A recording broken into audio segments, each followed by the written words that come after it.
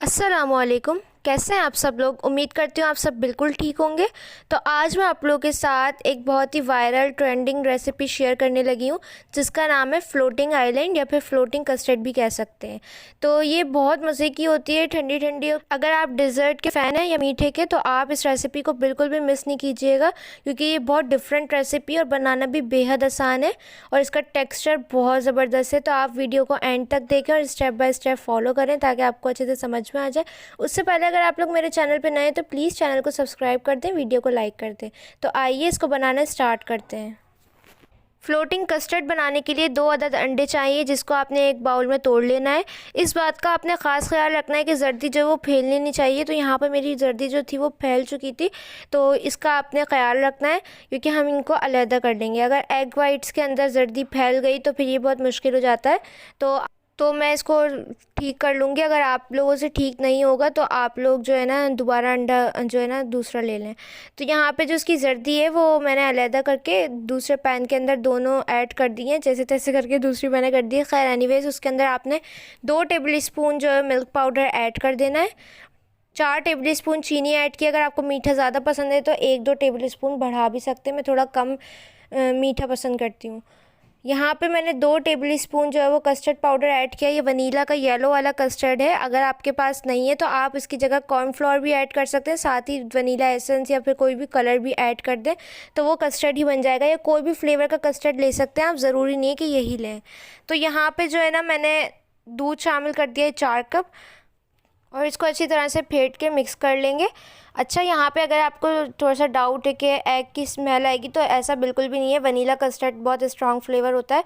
लेकिन अगर आपको फिर भी लगे तो मैं यहाँ पे जो है ना एक्स्ट्रा में वनीला एसेंस ऐड करूँगी, तो उससे जो है ना बिल्कुल भी डाउट नहीं रहेगा कि आपको अंडे की स्मेल आएगी और ये बहुत टेस्टी बनेगा। तो यहाँ पे मेरे पास वनीला पाउडर है तो मैंने ऐड कर दिया। अगर आपके पास एसेंस या कोई भी फ्लेवर है आपके पास, ज़रूरी नहीं है सिर्फ वनीला, कोई भी स्ट्रॉन्ग फ्लेवर है तो आप वो भी ऐड कर सकते हैं। इसको मिक्स करके फिर मैंने इसको फ्लेम के ऊपर रख दिया है। मैंने पहले फ्लेम के ऊपर नहीं रखा था। तो मिक्स करने के बाद इसको फ्लेम पे रख के, फ्लेम मीडियम होनी चाहिए और मुस्तकिल चमचे चलाते रहें, इतना कि थोड़ा सा थिक हो जाए। आपने इसको बहुत ज़्यादा थिक नहीं करना, वरना ऐसा नहीं बनेगा जो कि बिल्कुल परफेक्ट होता है ना, वो नहीं बन पाएगा। तो आपने इसको थोड़ा सा ही थिक करना है। अब यहाँ पे जो हमने एग वाइट्स ली थी उनको विप्ड कर लेना है। यहाँ पे आपको थोड़ी मुश्किल हो सकती है अगर आप कि उसमें थोड़ी सी जर्दी रह गई है, तो मैंने तो इसको बहुत मुश्किल से स्टेबल किया था। अगर जर्दी नहीं होगी और बिल्कुल भी इसके अंदर पानी नहीं होना चाहिए, बाउल जो है वो पहले से आपने ड्राई कर लेना है। इसके अंदर आपने 1 टेबल स्पून चीनी ऐड करनी है, उसको विप्ड कर लेना अच्छी तरह से, इतना कि इसके पीक्स बन जाए। जब मैं इसको थोड़ा सा ऊपर करूँ तो ये स्टेबल रहनी चाहिए। तो मेक श्योर कि जर्दी भी बिल्कुल नहीं होनी चाहिए और पानी भी बिल्कुल नहीं होना चाहिए। बस 1 टेबल स्पून चीनी के साथ इसको विप्ड कर लें, इतना कि इसके पीक्स बन जाए। देखें, इतना मैंने विप्ड कर लिया, ये स्टेबल हो गया है। तो यहाँ पे जो है ना अब हम इसको इस तरह से शेप दे के डाल देंगे। किसी भी शेप में डाल सकते हैं, मैं थोड़ा फिनिशिंग देना चाह रही हूँ। तो इस तरह से आपने करके ऐड कर देना है। अब आपको इसमें भी डाउट होगा कि ये हमने कच्चा अंडे डाल दिया, तो ऐसा नहीं है, हम इनको पकाएंगे और ये बहुत ज़बरदस्त टेक्सचर आएगा। मैं आपको एंड में दिखाऊंगी भी कि ये बिल्कुल भी कच्चे नहीं है। अगर ये कच्चे होते तो ये बिल्कुल इसके अंदर मेल्ट हो जाते, लेकिन ये बिल्कुल भी मेल्ट नहीं होंगे, इनकी शेप ऐसे ही रहेगी। तो इस तरह से करके आपने सारी एग वाइट्स जो हैं वो इस तरह से करके डाल देनी है शेप में। और देखें कितना डिफरेंट मेथड है और बनाने में भी बहुत मज़ा आ रहा था मुझे। तो अब आपने 2 मिनट तक इसको बिल्कुल नहीं छेड़ना। 2 मिनट बाद जब इसके अंदर हीट डेवलप हो जाएगी, फिर आपने इसको एक एक करके जो है ना वो पलट लेना है। तो जो हमने सबसे पहले डाला था वो हम इसको पहले पलट लेंगे।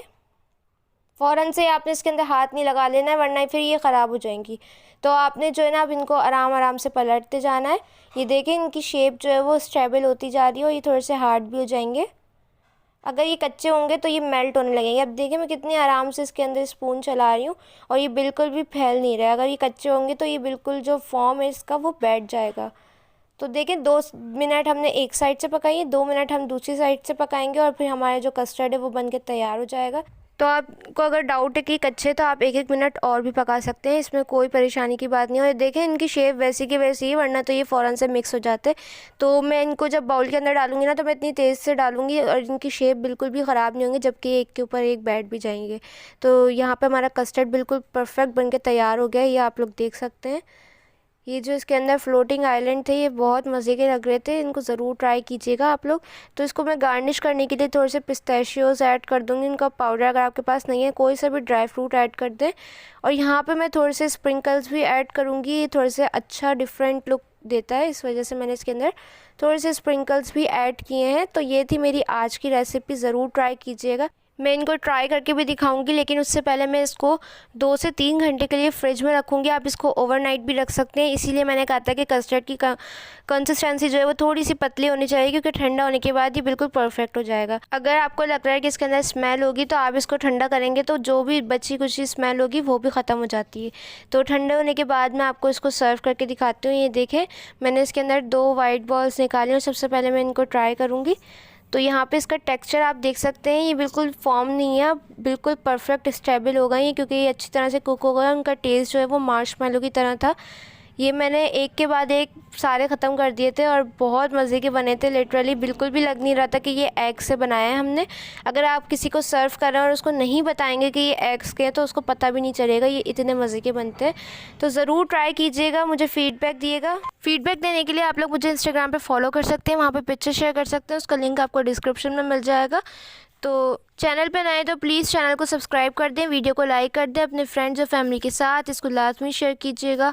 मुझे दुआओं में याद रखिएगा। इंशाल्लाह मिलूंगी नेक्स्ट रेसिपी के साथ, तब तक के लिए अल्लाह हाफ़िज़।